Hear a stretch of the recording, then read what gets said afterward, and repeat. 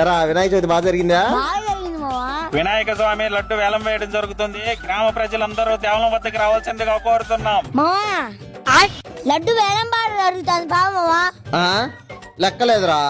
సరేపా చూసా వస్తాం. సరే పారా.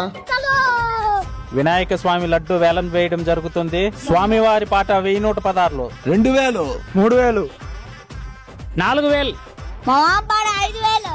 5000 ఒకటోసారి. మనకా డబ్బులు లేదు కదరా. ఎవరో పడతలే మావా.